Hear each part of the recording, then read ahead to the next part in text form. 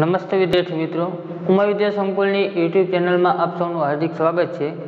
છેલ્લે આપણે ધોરણ 9માં વિજ્ઞાન વિષયમાં પ્રકરણ 13 આપણે શા માટે માંદા પડીએ છીએ એની અંદર આપણે અભ્યાસ કરતા હતા। રેડી?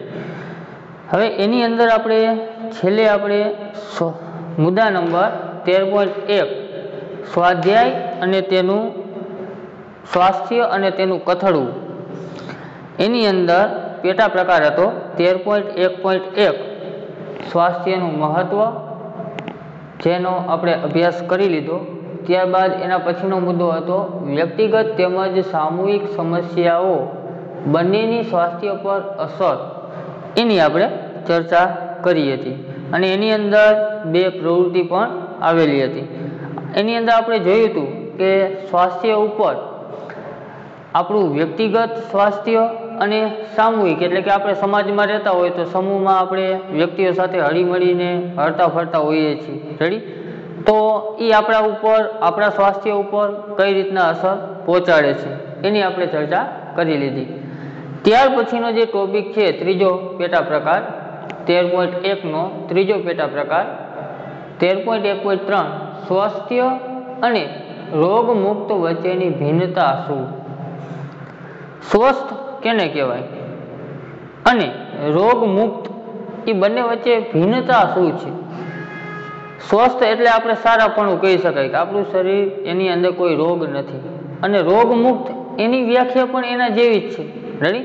તો આ બંને વચ્ચે ભિન્નતા શું છે એનો આજે આપણે અભ્યાસ કરીશું। તો જોઈએ ટેક્સ્ટબુકની અંદર, જો આપણે આને સ્વાસ્થ્ય સમજીએ છીએ તો રોગ અથવા વ્યાધિ શું છે? જો આપણે સ્વસ્થ હોઈએ, આપણે એને આપણું સ્વાસ્થ્ય છે એ સારું ગણીએ, તો આ રોગ અને જે વ્યાધિ ઉત્પન્ન થાય છે શરીરની અંદર એ શું છે? રોગ એટલે કે આપણા શરીરની અંદર કોઈ એક પ્રકારની ખામી આપણા કોષને કોઈ નુકસાન પહોંચાડે, એના કારણે આડઅસર જોવા મળે, રેડી? એ રોગ કહી શકાય। અંગ્રેજીમાં આ શબ્દ ડિસ અને ઇસિસ પોતાને જ વર્ણવે છે કે આપણને ખલેલ એટલે કે ડિસ્ટર્બ પહોંચાડે છે।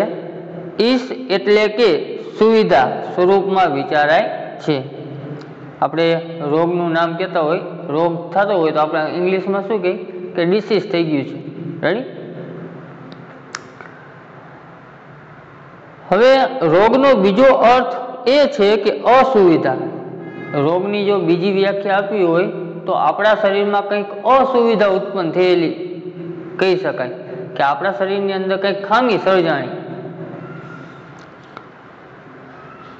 જોકે આ શબ્દનો ઉપયોગ ખૂબ જ સીમિત છે। આ અસુવિધા આપણે શબ્દ આપણા શરીર માટે વાપરતા હોતા નથી। આપણને કોઈ પણ પ્રકારનો રોગ થયો હોય તો આપણે એમ ન કહીએ કે મારા શરીરમાં કંઈક અસુવિધા ઉત્પન્ન થઈ છે। આપણે રોગના વિષયમાં ત્યારે વાત કરીશું જ્યારે આપણને અસુવિધાના વિશિષ્ટ કારણની ખબર હોય। આપણને રોગ થયો હોય ત્યારે આપણે બીજા વ્યક્તિને ક્યારે વાત કરી શકીએ? તો કે આપણને એ રોગના લક્ષણો જણાતા હોય, એ રોગ વિશે આપણને ખ્યાલ આવે ત્યારે આપણે કોઈ વ્યક્તિને કે કોઈ ડૉક્ટરને કે ઘરે આપણે કહી શકીએ કે મને આ પ્રકારનું શરીરમાં કંઈક થાય છે, જેને આપણે રોગ કહીએ છીએ। આનો અર્થ એવો બિલકુલ નથી કે આપણે તેનો સાચો અને અંતિમ ઉત્તર જાણીએ છીએ। આપણને ધારો કે તાવ આવતો હોય, તો આપણે કોઈ વ્યક્તિને કહીએ કે મારું શરીર હટતો ગરમ છે કે નહીં, તો એ સામેવાળી વ્યક્તિ હટશે તો એ કહેશે કે આ ગરમ છે, તો આપણે રોગ જાણી શક્યા કે તાવ આવે છે, પરંતુ એનું મુખ્ય કારણ આપણે જાણી શકતા નથી। તાવ આવવો એ રોગનું એક લક્ષણ છે, પણ એ રોગ શેના કારણે ઉદ્ભવ્યો છે એ આપણે જાણી શકતા નથી।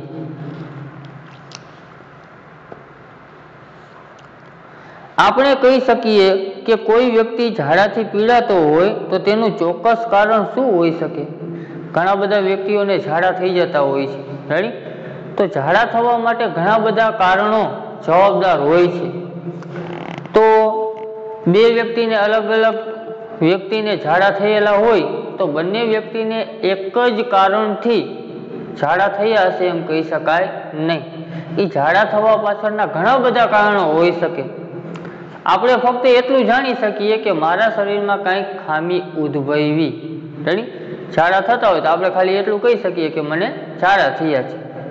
તાવ આવતો હોય તો આપણે એટલું કહી શકીએ કે મને તાવ આવે છે. શરદી થઈ હોય તો આપણે એટલું કહી શકીએ કે મને શરદી થઈ છે. પણ એ બધા રોગ થવા પાછળના કારણો બધા વ્યક્તિઓમાં જુદા જુદા હોઈ શકે અને એ રોગના લક્ષણો પણ જુદા જુદા હોઈ શકે. આપણે એ પણ જાણીએ છીએ કે કોઈ પણ કારણ વગર વિશિષ્ટ રોગથી અસ્વસ્થતા કે નાદુરસ્તી થઈ શકે છે. ઘણીવાર એવું પણ બને કોઈ કારણ જવાબદાર ન હોય છતાં પણ આપણને રોગ ઉદ્ભવે છે. રેડી? આપણે બહારથી કંઈ ખાધું ન હોય, કંઈ ઠંડુ પીધું ન હોય કે કોઈ અચરો કચરો ખાધો ન હોય, રેડી, છતાં પણ આપણને રોગ થાય ઘરે બેઠા. તો એ આપણા શરીરની કંઈક અંદર ખામી રહી ગઈ હોય જેના કારણે આ રોગો ઉત્પન્ન થતા હોય છે. માત્ર કોઈ રોગ ન થવાનો અર્થ એ નથી કે તમે સ્વસ્થ છો. તમને કોઈ રોગ ન થતા હોય તો એવું નહીં માની લેવાનું કે આપણે સ્વસ્થ જ છીએ, આપણે તંદુરસ્ત જ છીએ, એમ નહીં માની લેવાનું. રેડી? કારણ કે રોગ ઘણા બધા પ્રકારના હોય છે. જેવા કે આગળ જો જણાવે છે નૃત્યંગના એટલે કે જે નૃત્ય કરતા હોય, ડાન્સ કરતા હોય એની વાત કરે છે. એ નૃત્યંગના માટે સ્વાસ્થ્યનો અર્થ એ છે કે તે શિષ્ટાપૂર્વક પોતાના શરીરને વિષમ પરિસ્થિતિઓની મુદ્રાઓની અભિવ્યક્તિ કરી શકે. કોઈ ડાન્સર હોય તો એના માટે સ્વસ્થ શબ્દ એના માટે શું કહી શકાય કે સ્વસ્થ છે? તો એના માટે એમ કહી શકાય કે પોતાના શરીરને કોઈ પણ પરિસ્થિતિમાં પોતાની અનુકૂળતા પ્રમાણે વળાંક આપી શકે, શરીરના તમામ અંગોને વ્યવસ્થિત વાળી શકે.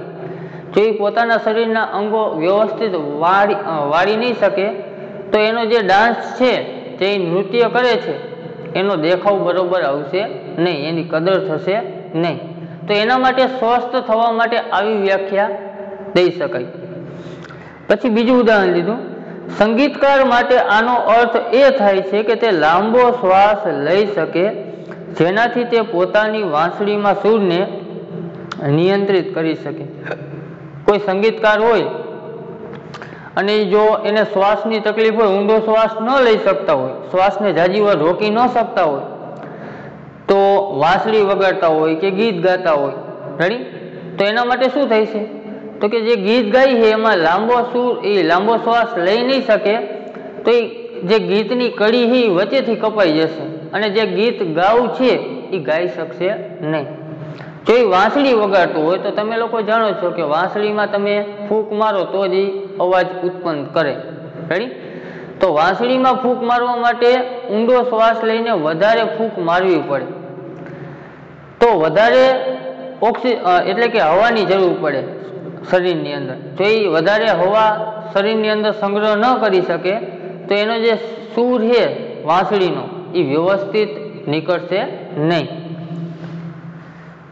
આપણને આપણી વિશિષ્ટ ક્ષમતાને ઓળખવાનો અવસર કે તક મળે તે પણ સ્વાસ્થ્ય માટે આવશ્યક છે.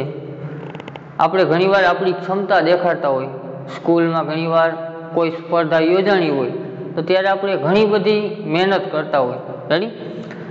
દોડવાની હરીફાઈ હોય અને તમે એમાં તમારી ક્ષમતા દેખાડો અને પૂર ઝડપે દોડીને પહેલો નંબર પ્રાપ્ત કરો, રેડી, તો તમારી જે દોડવાની કુશળતા છે એ તમારું સ્વાસ્થ્ય સારું કહેવાય.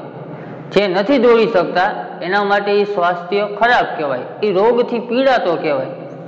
ભયંકર રોગ ન કહેવાય પરંતુ એનામાં એ ખામી છે એટલા માટે એ રોગગ્રસ્ત કહી શકાય. રેડી? પછી ઘણી બધી સ્પર્ધા આપણે યોજાતી હોય એટલે તમારી કુશળતા દેખાડવાના ઘણા બધા ચાન્સ મળતા હોય છે અને ત્યારે તમે દેખાડતા પણ હોવો છો. પછી પરીક્ષા વખતે ઘણા બધા વિદ્યાર્થીઓ ઘણું બધું યાદ રાખી શકતા હોય છે, એકવાર વાંચી અને યાદ રહી જતા હોય. રેડી? તો યાદ રાખવાની ક્ષમતા પણ તમારી કુશળતા છે અને તમે સ્વસ્થ છો એમ કહી શકાય. જે વિદ્યાર્થીને યાદ નથી રહેતું, રેડી, તો એ મગજમાં એને કાંઈક ને કાંઈક ખામી છે એવું કહી શકાય. રોગથી પીડાતો નથી, પરંતુ કંઈક ઘટે છે એમ શરીરની અંદર. રેડી? એ રોગગ્રસ્ત પૂરેપૂરો એને કોઈ આડઅસર નથી થતી, તમને યાદ નથી રહેતું તો એમાં કંઈ રિએક્શન નથી આવતું, તાવ નથી આવતો, શરદી નથી થતી. રેડી? પણ એનામાં એ ખામી છે એવું કહી શકાય. આમ આપણે કોઈ પણ રોગના લક્ષણો કે ચિહ્નોનો ફેલાવો થયા વગર પણ અસ્વસ્થ બની શકીએ છીએ. આપણામાં એ લક્ષણ દેખાતા પણ ન હોય છતાં પણ આપણે અસ્વસ્થ બની શકીએ છીએ. અત્યારે વાત કરી ને સંગીતકારની, નૃત્યકારની. રેડી? ત્યારબાદ તમારી વાત કરી, તમે દોડની સ્પર્ધામાં ભાગ લ્યો અને વ્યવસ્થિત દોડી ન શકો, અથવા તો પરીક્ષા માટે તમારે જે વાંચવું છે એ વાંચવાનું યાદ ન રહેતું હોય. રેડી? તો આપણે ક્યાંય ગયા નથી છતાં પણ આપણે આવા રોગથી પીડાતા હોઈએ છીએ, એટલે કે આપણે અસ્વસ્થ બની જતા હોઈએ છીએ. આ જ કારણ છે કે જ્યારે આપણે સ્વાસ્થ્ય માટે વિચારીએ છીએ ત્યારે આપણે સમાજ અને સમુદાય માટે વિચારીએ છીએ. જ્યારે સ્વાસ્થ્યની વાત આવે ત્યારે સમાજ અને સમુદાયની વાત કરવી જરૂરી જ બને. આપણે પોતાનું જ ખાલી સ્વાસ્થ્ય વિચારી, પણ આપણું સ્વાસ્થ્ય પણ આ સમાજ અને સમુદાય સાથે સંકળાયેલું છે. રેડી? કારણ કે આપણે સમાજમાં રહીએ છીએ, આપણી આસપાસ બધા લોકો આપણી સાથે હળીમળીને રહેતા હોય, તો આપણા સ્વાસ્થ્ય ઉપર એ લોકો દ્વારા પણ અસર પહોંચતી જ હોય છે. બીજી તરફ જ્યારે આપણે રોગ વિશે વિચારીએ છીએ ત્યારે આપણે વ્યક્તિગત પીડા માટે વિચારીએ છીએ. આપણે જ્યારે રોગની વાત કરતા હોય ત્યારે આપણે આપણું વ્યક્તિગત સ્વાસ્થ્ય ઉપર વિચાર કરતા હોય અને એ રોગના કારણે આપણે પીડાતા પણ હોઈએ છીએ. હવે જુઓ અહીંયા મુદ્દા નંબર 13.1.3 સ્વસ્થ અને રોગમુક્ત વચ્ચેની ભિન્નતા. અહીંયા આપણો ટોપિક પૂરો થાય છે કે બંને વચ્ચે આવી ભિન્નતા છે કે સ્વસ્થ કેને કહેવાય અને રોગમુક્ત કેને કહેવાય. હવે એના આધારિત અમુક પ્રશ્નો આપેલા છે પાછળના પેજ ઉપર, પેજ નંબર 178 ઉપર, અને એ પ્રશ્નો ટોટલ 3 આપેલા છે. એ 3 પ્રશ્નો જે તમારે પાકી નોટની અંદર ગોતીને ઉતારવાના છે. સાદા અને સિમ્પલ જ છે. આગળ જે આપણે શીખી ગયા એના આધારિત જ પ્રશ્નો આપેલા છે. રેડી? જે તમે પાકી નોટની અંદર ઉતારી લેજો. હવે પછીનો મુખ્ય મુદ્દો આવે છે 13.2 રોગ અને તેના કારણો. રોગ ઉદ્ભવે છે તો એના કારણો કયા કયા હોઈ શકે એની આજે આપણે ચર્ચા કરીશું. એની અંદર પહેલો જ પેટા પ્રકાર આવે છે 13.2.1 રોગોને કેવી રીતે ઓળખી શકાય. રોગના કારણો પછી જોઈ, પહેલા રોગને ઓળખતા શીખી કે રોગ આપણને થયો છે તો ખબર કેવી રીતે પડે કે આપણને રોગ થયો છે. એના આપણે કારણોની ચર્ચા કરવાની છે. જોઈએ, ચાલો આપણે રોગના વિષયમાં હજુ વધારે વિચારીએ. આપણને જે રોગ થાય છે એ વિષયમાં હજી થોડુંક ઊંડાણપૂર્વક વિચારીએ. પેલું એ છે કે આપણને કોઈ રોગ થયેલો છે તે કેવી રીતે ખબર પડે. આ એક પ્રશ્ન છે.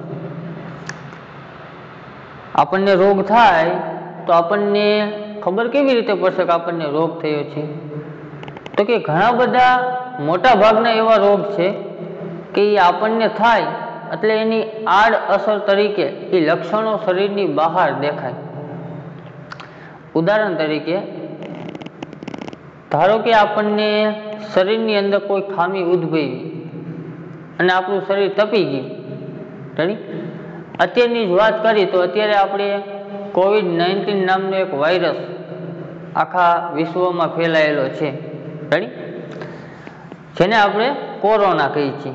હવે કોરોના વાયરસ છે એ વાયરસ આપણા શરીરમાં પ્રવેશે તો શરીરના ઘણા બધા અંગોને નુકસાન પહોંચાડે છે, જેના કારણે આડઅસર સ્વરૂપે શરીરની બહાર લક્ષણો જોવા મળે છે, જેવા કે ઉધરસ આવી.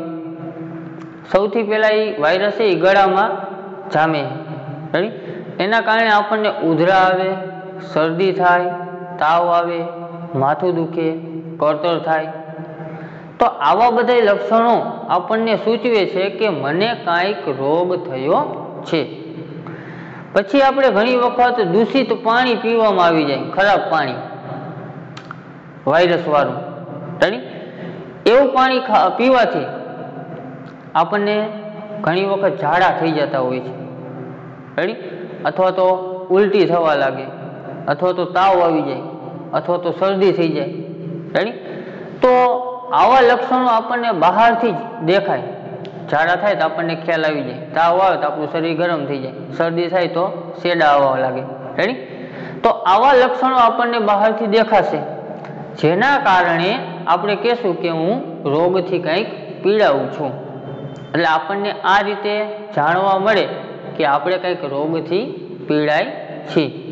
પછી કમળો થયો હોય તો આપણને બીજી કાંઈ તકલીફ નથી થતી, પરંતુ આપણી આંખો છે એ પીળા રંગની થઈ જાય, એટલે આપણને ખ્યાલ આવે કે આપણને કમળો થયો છે.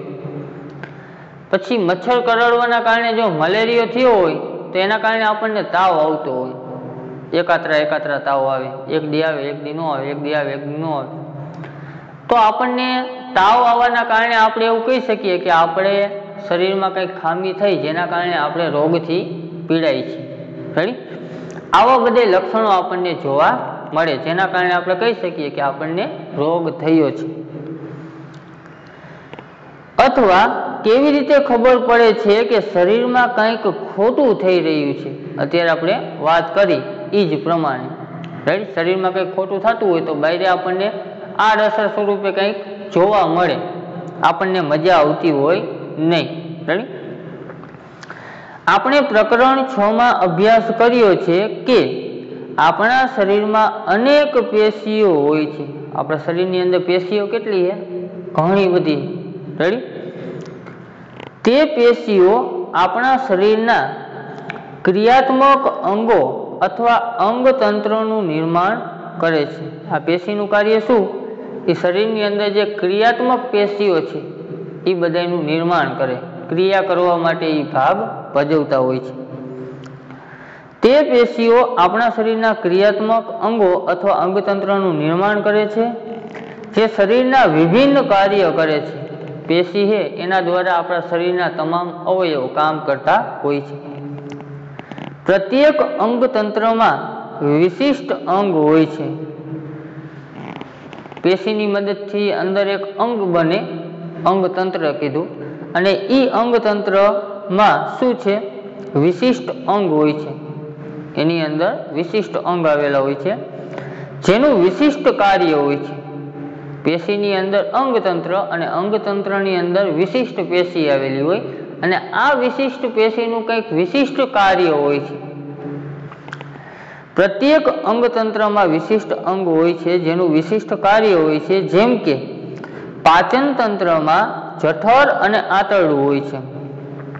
આખું પાચન તંત્ર એક પેશી, એની અંદર જઠર અને આંતરડું આવેલું હોય છે. જઠર અને આંતરડાનું કામ શું?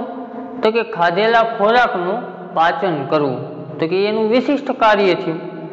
આપણું હૃદય છે એક પેશી, એ હૃદયનું કામ શું? તો કે લોહીનું પરિભ્રમણ વ્યવસ્થિત કરાવી શકે.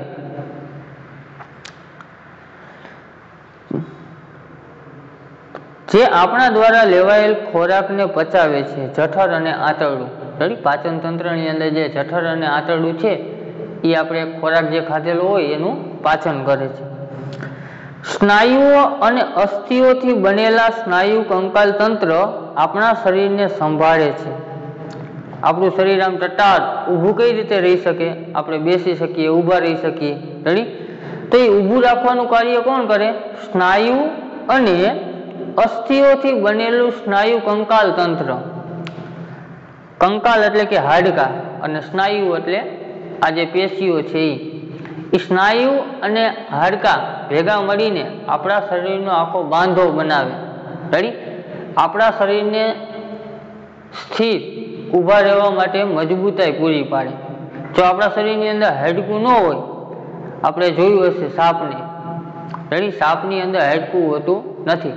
સાપને આમ કડક સીધો ઊભો રાખવો હોય તો રહી શકશે નહીં રહી, કારણ કે એનામાં હાડકું જ નથી. તો આપણા શરીરને ઊભું રાખવાનું કાર્ય આ અસ્થિ કંકાલ તંત્ર અને સ્નાયુ આ બંને ભેગા મળીને કરે છે.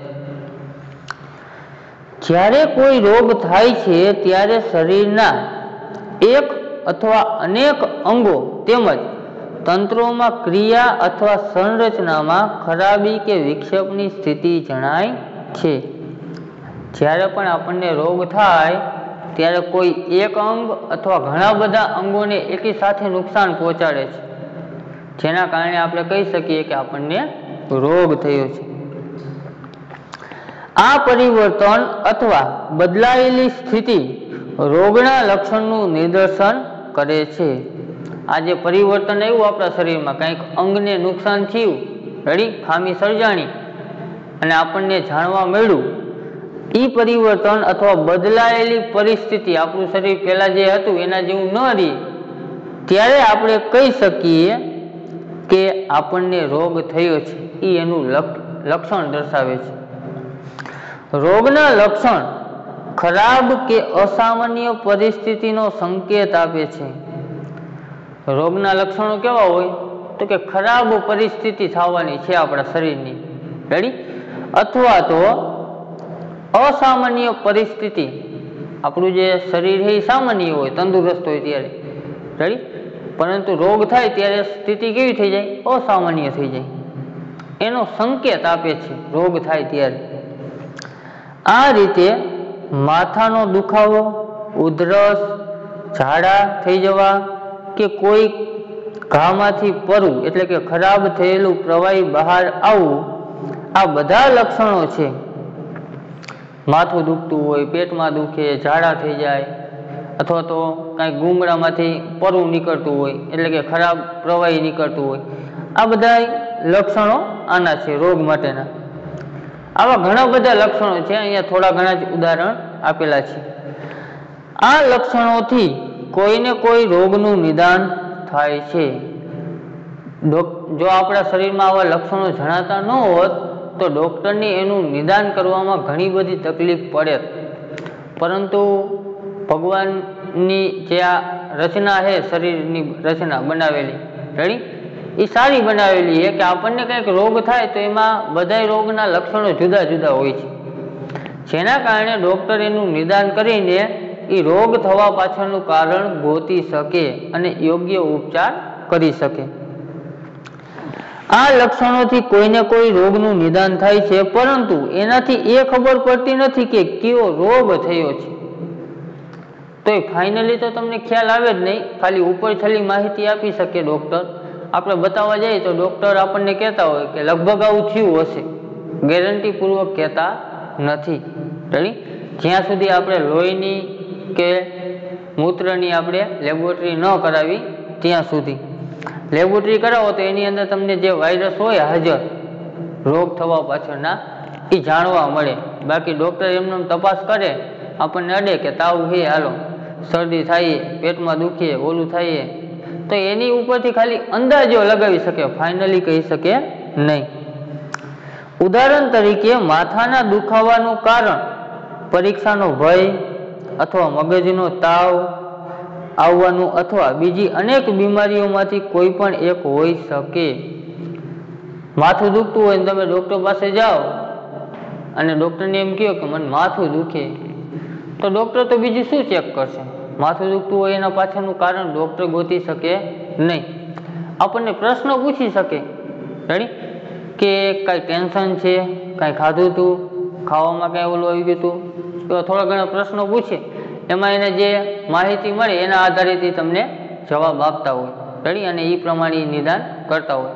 પણ ફાઇનલી એને ખ્યાલ આવતો નથી કે માથું શેના કારણે દુખે. અમુકને પરીક્ષાના ભયના કારણે દુખતું હોય. તમે બધા અત્યારે ભણતા હોય, રેડી? તો પરીક્ષા આવવાની હોય તો તમને થોડુંક ટેન્શન હોય પરીક્ષાનું, તો એના કારણે માથું દુખતું હોય. ઘણા બધાને એસિડિટીના કારણે પણ માથું દુખતું હોય. એટલે ઘણા બધા લક્ષણો છે માથું દુખવા પાછળના.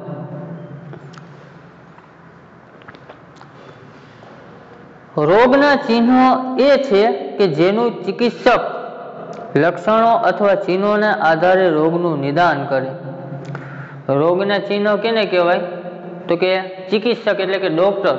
એ ડૉક્ટર છે એ ચિહ્નો એટલે કે લક્ષણો જોઈને એનું નિદાન કરી શકે, એ લક્ષણોને રોગના ચિહ્ન કહી શકાય.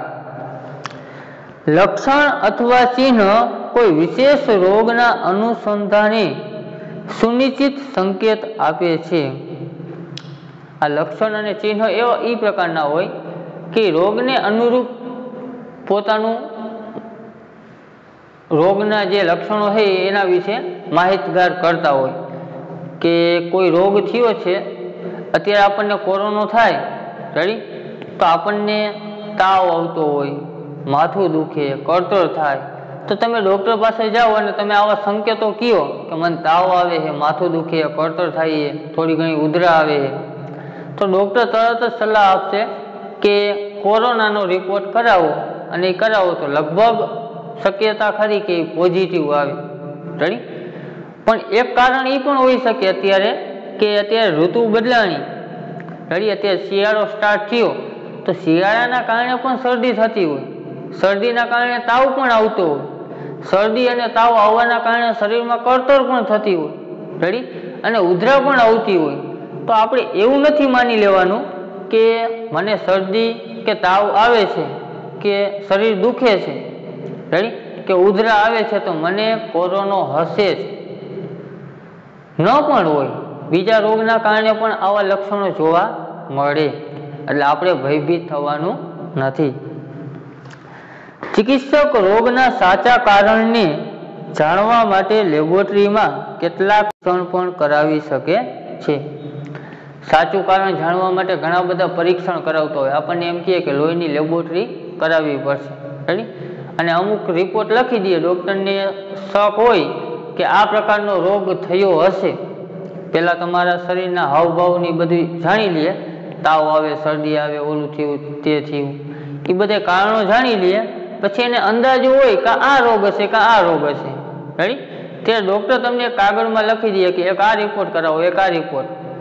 એને જે બે કે ત્રણ રોગના જે શંકાસ્પદ લાગતું હોય કે આ ત્રણમાંથી કોઈ એક રોગ હશે કે બે રોગમાંથી કોઈ એક રોગ હશે, રેડી, તો એ બે પ્રકારની ટેસ્ટ લખી દે લેબોરેટરી કરાવવા માટે, અને તમે લેબોરેટરીમાં જઈને તમારું લોહી આપી આવો અને લેબોરેટરી કરાવો, તો એ ત્રણ કે બેમાંથી જે પણ રોગ હોય એ ફાઇનલી ખ્યાલ આવી જાય. લેબોરેટરીમાં શું કે એ સૂક્ષ્મદર્શક યંત્ર એના પાસે હોય, એની અંદર એ જોવે અને ચેક કરે કે વાયરસ કયા પ્રકારનો છે, રેડી.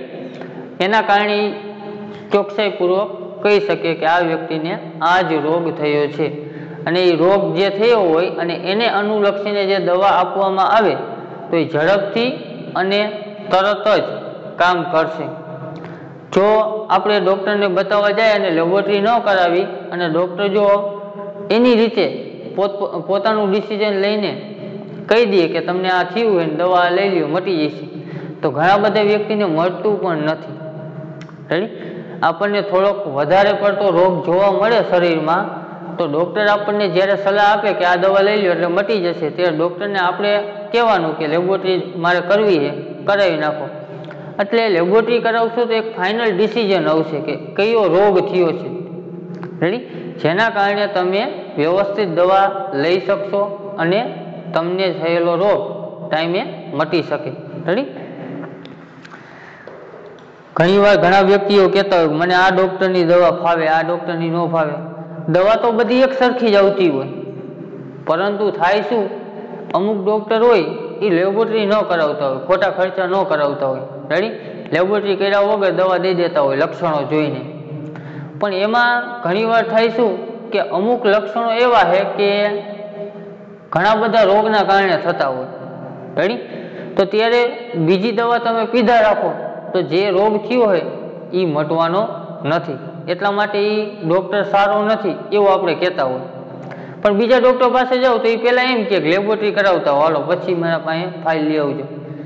તો લેબોરેટરી કરાવે એટલે લેબોરેટરીમાં તો એ વાયરસ આવી જ જવાનો છે કે શેના કારણે થયું છે રેડી. તો એ વાયરસ પકડાઈ ગયો પછી ડૉક્ટર એ જોઈ લે કે આ વાયરસના કારણે થયો છે એટલે ડૉક્ટર દવા લખી દે અને એ દવા તમે 2 દી કે અઠવાડિયું 15 દી પીવો તરત એ મટી જાય. એટલે આપણે કહેતા હોય કે આ ડૉક્ટર સારો છે રેડી. પરંતુ ડૉક્ટર બધા સારા જ હોય છે પણ અમુક લેબોરેટરી કરાવે ને અમુક નથી કરાવતા. જે લેબોરેટરી કરાવતા હોય અને રોગનું નિદાન એ રીતના કરતા હોય રેડી તો એમાં એની ચોકસાઈ વધી જાય અને એની દવા એ લગભગ 100% અસર કરતી હોય અને રોગ ઝડપથી મટી જતા હોય રેડી. ચાલો અહીંયા મુદ્દો 13.2.1 પહેલો મુદ્દો જે હતો પેટા પ્રકાર 13.2 નો એ અહીંયા પૂર્ણ થાય છે કે રોગને કઈ રીતે ઓળખી શકાય. ત્યાર પછી બીજો મુદ્દો આવે છે 13.2.2 જેનું નામ છે તીવ્ર અને હઠીલા રોગ. કેવા રોગ? તીવ્ર અને હઠીલા રોગ. તીવ્ર એટલે કે આપણે કહીએ ને નાના છોકરા હઠ પકડી લે રેડી. હઠ પકડે એટલે કે જીદીલા રોગ કે ઘડીકમાં જાય નહીં, ઘર કરી જાય શરીરમાં રાઈટ. શરદી થઈ હોય તો તીવ્ર રોગ ન કહેવાય, જીદી રોગ ન કહેવાય. શરદી થઈ હોય તો 1 દી 2 દી 3 દી રહે પછી જાતી રહે એટલે કે દવા લ્યો અથવા તો એમને પણ મટી જાય. તાવ છે એ પણ તીવ્ર રોગ ન કહેવાય, એ થોડાક દી રહે પછી દવા લ્યો ને એની કાળજી રાખો તો એ તાવ પણ વયો જાય. તો આ તીવ્ર અને હઠીલા રોગ કયા કયા છે એની આજે આપણે ચર્ચા કરવાની છે. તો આ બીજા પેટા પ્રકારની વાત કરીએ. રોગોની અભિવ્યક્તિ વિભિન્ન હોઈ શકે છે. બધાય રોગની અભિવ્યક્તિ એટલે કે બધાય રોગ જુદા જુદા હોય છે અને સંખ્યાબંધ કે ઘણા કારકો પર નિર્ભર હોય છે. આ રોગો હોય ઘણા બધા સંખ્યાબંધ હોય, ઘણા બધા થોડા હોય. કેટલાક રોગનો સમયગાળો ટૂંકો હોય છે જેને તીવ્ર કે હઠીલા રોગ કહે છે. ઘણા બધા રોગનો સમયગાળો કેવો હોય છે? ટૂંકો હોય છે રેડી, જેને તીવ્ર કે હઠીલા રોગ કહે છે. આપણે બધાએ અનુભવ્યું છે કે શરદી ઉધરસ ખૂબ જ ઓછા સમયગાળા સુધી જ રહે છે. શરદી ઉધરસ એ ઝાઝો સમય રહે નહીં. અન્ય રોગો એવા છે કે જેઓ લાંબા સમયગાળા સુધી જ રહે છે. અન્ય રોગો એવા છે કે જેઓ લાંબા સમયગાળા સુધી અથવા જીવન પર્યાપ્ત રહે છે. એવા રોગોને હઠીલા રોગ કહે છે. એનું એક ઉદાહરણ એલિફેન્ટાઇટિસ અથવા હાથી પગાનો રોગ. આ રોગ ભારતના કેટલાક પ્રદેશમાં ખૂબ જ સામાન્ય છે.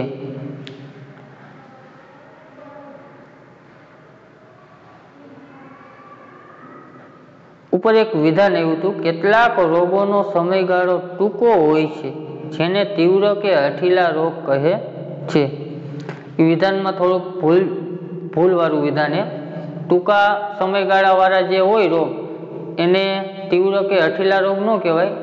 જે લાંબા સમય સુધી આપણા પાસે રહે એવા રોગોને તીવ્ર કે હઠીલા રોગ કહેવાય રેડી. એ થોડુંક સુધારી નાખજો.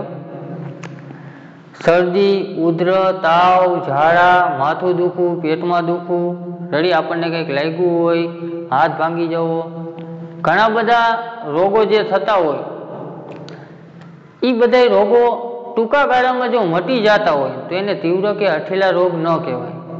પરંતુ જે રોગ લાંબા સમય સુધી રહે, અમુક વર્ષો સુધી રહે કે જીવન પર્યાપ્ત સુધી રહે એટલે કે તમે જીવો ત્યાં સુધી, તમે મરો નહીં ત્યાં લગી રોગ સાથે સાથે રહે.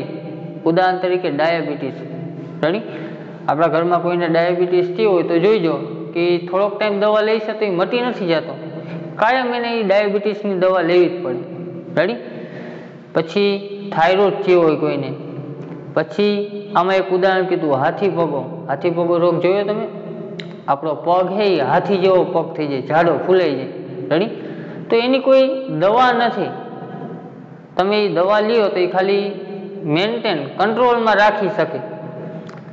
એ જે આ પગ છે આપણો ફૂલાતો હોય તો એ વધારે ફૂલાય નહીં. કાયમ માટે દવા તમારે ચાલુ રાખવી પડે. જોકે આપણા વિસ્તારમાં ક્યાંય હાથી પગો જોવા મળતો નથી. હવે તો એની રસી આ તે બધું આવી ગયું એટલે નાનપણમાં જ આપણને એ પીવડાવી દેતા હોય, જેના કારણે આવા રોગ થતા નથી. રેડી? આવા ઘણા બધા રોગ છે કે જે લાંબા સમય સુધી આપણા શરીરની અંદર ઘર કરી જતા હોય. ઘર કરી જવું એટલે કે પછી જવાનું વિચારતા હોય નહીં. શરીરમાં રહીએ, ગમે તેટલો ઉપચાર કરાવો છતાં પણ એ જતા નથી. આવા રોગોને કહેવાય તીવ્ર અથવા હઠીલા રોગ. હવે તમને એક પ્રવૃત્તિ આપી છે 13.4. જોઈએ આપણે પ્રવૃત્તિમાં શું કહે છે.